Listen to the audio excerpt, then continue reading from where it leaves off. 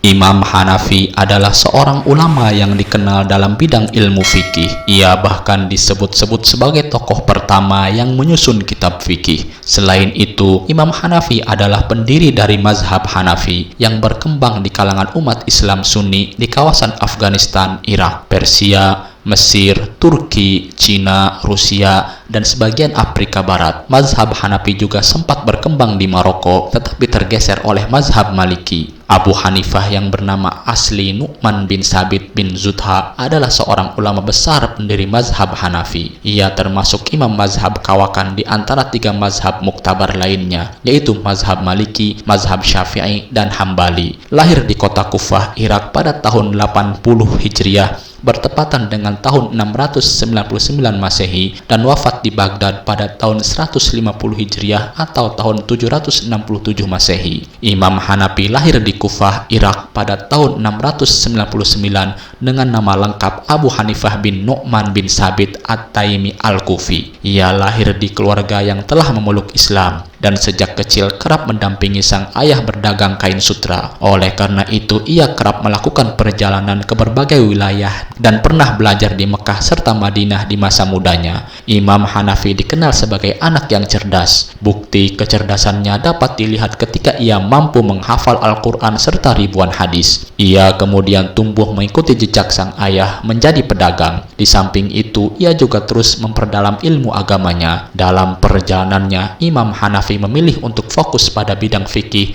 dan terus memperdalam ilmunya dengan berguru kepada salah satu syekh ternama di Kufah, yaitu Syekh Hamad bin Abu Sulaiman. Tanah Kufah menjadi tempat tinggal terlama bagi Abu Hanifah. Ia menghabiskan sebagian besar hidupnya di sana. Sebelum masuk ke dunia santri, putra Nu'man ini adalah seorang wira swasta. Hari-harinya selalu di pasar, membantu sang ayah berjualan sutra. Setelah sekian lama menjadi wira swasta, bahkan sampai menghabiskan separuh masa mudanya, Abu Hanifah pun akhirnya bertolak dari dunia pasar menuju dunia intelektual atas saran seorang ulama bernama Asy-Sya'bi. Abu Hanifah rahimahullah juga merupakan seorang tabi'in, generasi setelah sahabat Nabi, karena beliau pernah bertemu dengan salah seorang sahabat Rasulullah bernama Anas bin Malik dan beberapa peserta perang Badar yang dimuliakan Allah Subhanahu wa Ta'ala, yang merupakan generasi terbaik dalam Islam, dan meriwayatkan hadis darinya serta sahabat Rasulullah lainnya. Imam Hanafi disebutkan sebagai tokoh yang pertama kali menyusun kitab fikih berdasarkan kelompok-kelompok yang berawal dari kesucian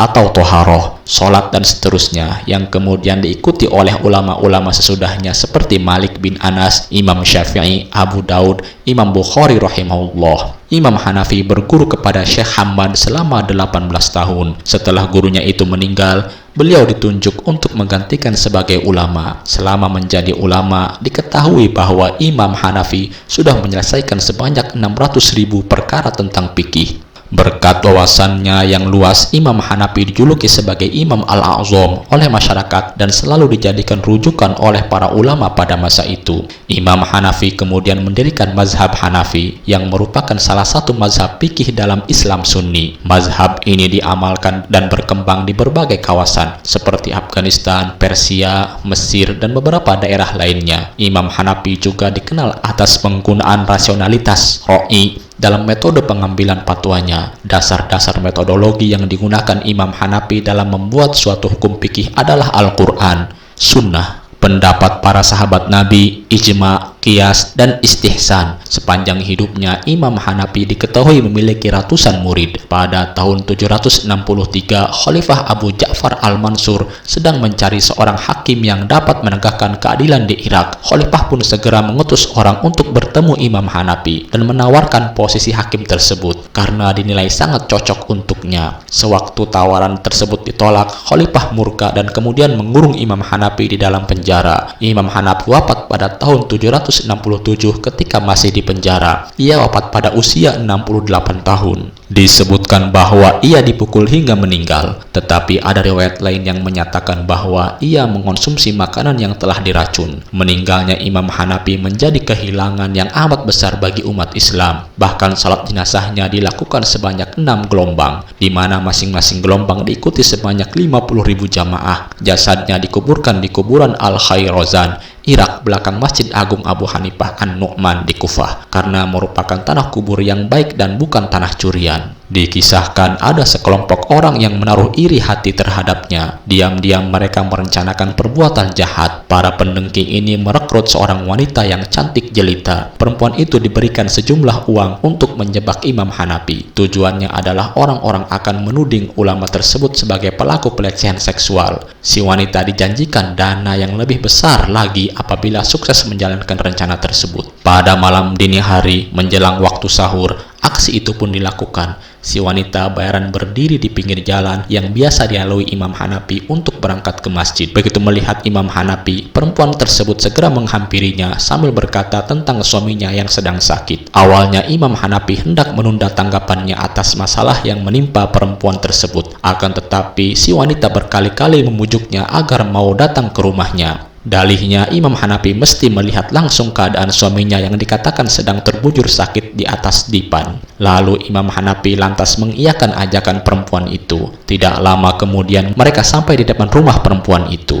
Si wanita membukakan pintu, lalu Imam Hanafi ikut masuk ke dalam rumah setelah dipersilakan. Namun tiba-tiba perempuan tersebut menutup dan mengunci pintu itu dari dalam. Belum hilang rasa terkejutnya, Imam Hanafi mendengar suara teriakan si wanita itu meminta tolong. Di lain sisi, orang-orang hasud yang telah membayarnya si wanita itu sejak semula bersembunyi di luar rumah. Pekik suara wanita itu menandakan inilah saatnya mereka beraksi. Dengan segera, para lelaki itu masuk ke rumah tersebut. Tentu saja mereka mendapati Imam Hanafi sedang bersama perempuan bayaran itu. Kondisi saat itu masih gelap gulita. Keduanya lalu dibawa orang-orang ke pihak berwajib. Imam Hanafi dan si wanita kemudian dipenjara. Di luar, para pendengki tertawa terbahak-bahak. Mereka merasa sukses karena telah menjebak Imam Hanafi. Tinggal beberapa jam lagi masyarakat akan mengetahui dan memberikan penilaian tentang tabiat Imam Hanafi. Di dalam penjara, Imam Hanafi bersikap biasa saja, seolah-olah tidak terjadi masalah apa-apa. Ia tetap meneruskan kebiasaannya sebelum azan subuh berkumandang.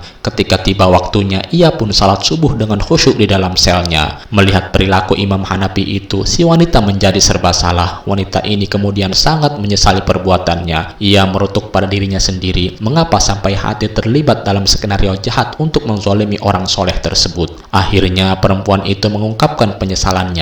Imam Hanafi dengan tenang mendengarkannya. Lalu Imam Hanafi menyuruhnya untuk meminta izin kepada sang penjaga penjara untuk keluar beberapa saat untuk menemui istri Imam Hanafi dan menceritakan kejadian yang sebenarnya kepada istri Imam Hanafi dan menyampaikan perintah Imam Hanafi kepada sang istrinya agar istrinya datang ke penjara untuk menggantikan posisi wanita tersebut. Sebelum terbit matahari, perempuan itu melaksanakan arahan Imam Hanafi. Singkat cerita, wanita itu diizinkan untuk keluar sementara dari penjara. Pada pagi hari datanglah istri Imam Hanafi ke sel sebelah Imam Hanafi. Istri Imam Hanafi mengenakan busana yang persis sama dengan yang tadi dipakai wanita itu, termasuk menggunakan cadar penutup wajah. Menjelang siang digelarlah interogasi. Lalu Imam Hanafi didakwa atas tindakannya itu karena berduaan bersama wanita lain yang lain mahram. Lalu Imam Hanafi meminta agar ayah atau orang tua sang wanita itu didatangkan. Sesuai rencana, datanglah bapaknya sendiri yang juga mertua Imam Hanafi. Siapa perempuan ini? Tanya aparat berwajib. Maka mertua Abu Hanifah membuka cadar itu, lalu berkata, sungguh perempuan ini adalah putriku yang aku telah nikahkan kepada Abu Hanifah, katanya dengan tegas. Seketika lenyaplah prasangka pada diri orang-orang yang menyaksikan penyelidikan itu. Begitulah Imam Hanafi terbebas dari upaya fitnah yang dilancarkan oleh para pendengki. Itulah tadi kisah singkat mengenai Imam Abu Hanifah. Semoga bermanfaat. Assalamualaikum warahmatullahi wabarakatuh.